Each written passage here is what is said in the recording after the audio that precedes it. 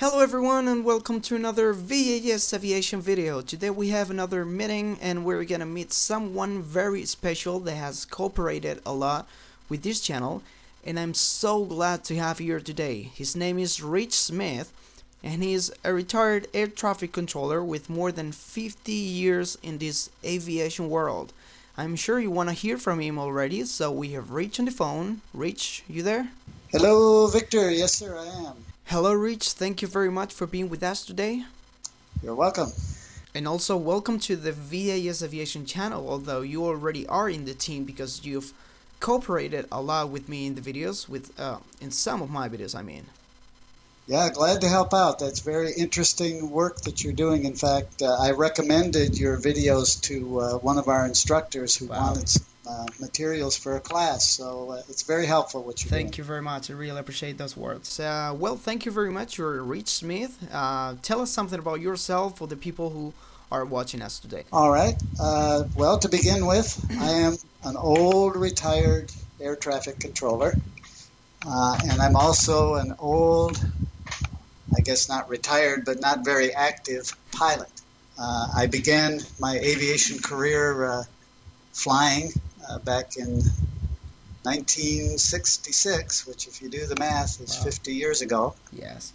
Started flying in a little air coupe and went on to get my pilot's license in the States, and then later added a glider rating to that. But mostly over the years, in 50 years, I've only got about 1,000 total hours, but it's all been just fun flying.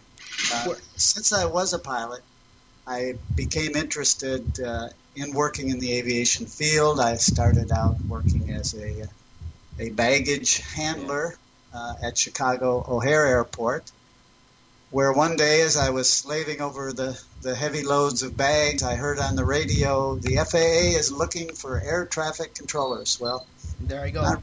Not knowing exactly what they did. I mean, I talked to a couple of them in towers. I thought I better check it out, and went out to Aurora, Illinois, which is the home of Chicago Center. This was in the late 60s. I took all the necessary exams, did the necessary interviews, and within about a year, I was selected to begin a career at Chicago Center. So it was pretty much just happenstance, but that's how I got into it. Awesome. And well, you're from the States, are you? Yes, I'm a Midwesterner by birth. I was born up in the cold country of Minnesota, which is north central United States. Yeah. But vowed that one day I would get away from that cold weather and move to Chicago, which was about 5 degrees warmer, and thought I was in paradise. But ultimately, my career has taken me to Southern California, Puerto Rico, Florida, a number of different places. We'll talk about it. Yeah, we'll talk about it now because, well, how do you, most people that are watching us today are wondering, I'm sure they are wondering, how do I become an air traffic controller? How did you do it in your time? Well, as I said, in my time, it was just random. In the late 60s, the Traffic Controller Union in the United States, PATCO, had staged a work action, a sick-out. This is not the strike that came later. But as a result of their activities, the FAA hired for a period of about a year, 1 year, and I just luckily fell into that.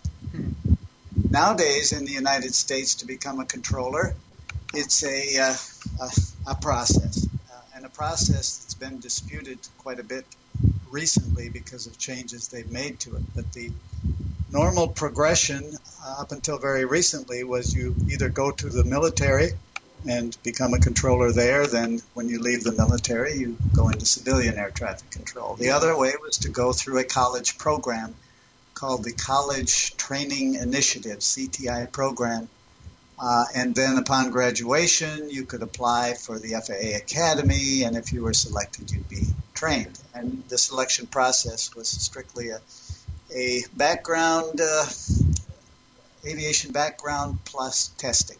Yeah, currently nowadays it's very difficult to become. Well, in the States it is because the process now is just random.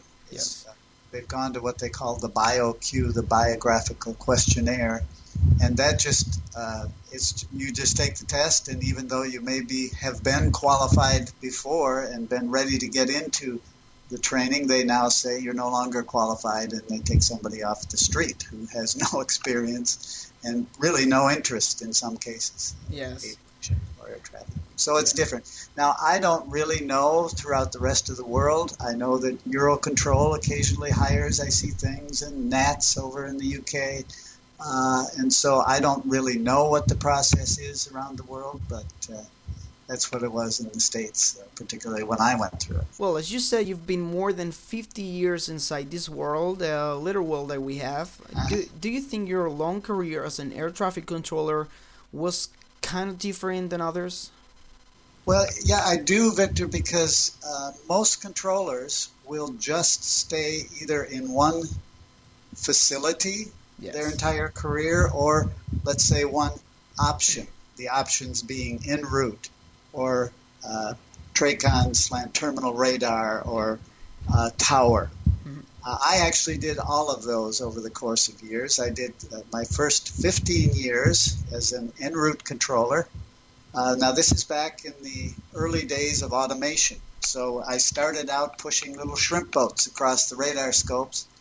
And by the time I finished up the en route part of my career, we were using fairly decent automation.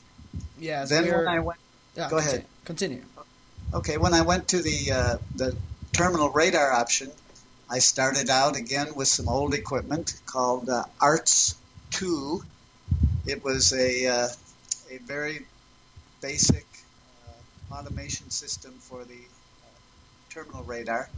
Then went on to ARTS 3, and also in Puerto Rico we used something called E-ARTS and then Me-ARTS. One was electronic arts and the other was micro arts.